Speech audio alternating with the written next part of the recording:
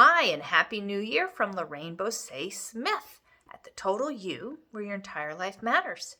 Last week's vlog, I mentioned about the love languages, a book by Gary Chapman called The 5 Love Languages, and how we can show our love to others in a way that's meaningful for them. The 5 are quality time, gifts, acts of service, words of affirmation, physical touch, connection. And on a human level, I think we need a little bit of all of those. But like our personalities, we have one, maybe two that really speak to us. So if your loved one needs quality time, you can buy them all the gifts in the world and they may go, hey, that's great, thanks. But the love bucket's going to stay empty because they want that time. And that means it's not with your face in the phone and it's not taking phone calls. It is dedicated time. They want to be seen and be with you. On the flip side, if they do like gifts, then little tokens will mean a lot to them.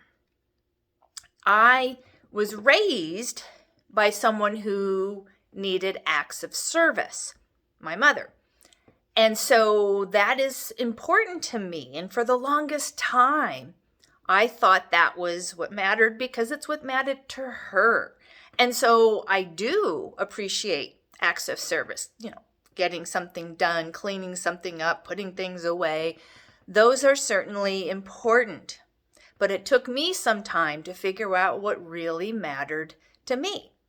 And I do like gifts and quality time. They're probably tied.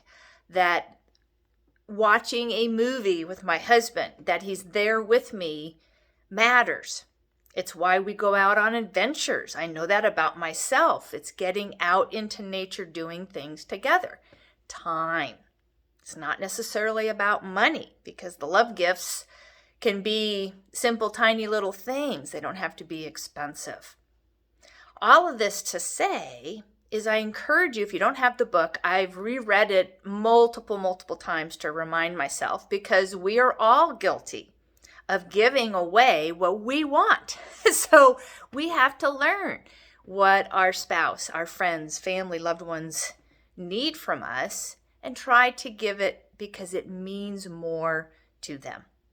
So I do encourage you to get the book. If you have it, reread it. And let's make 2023 a year where we show love in more meaningful ways to one another. Why?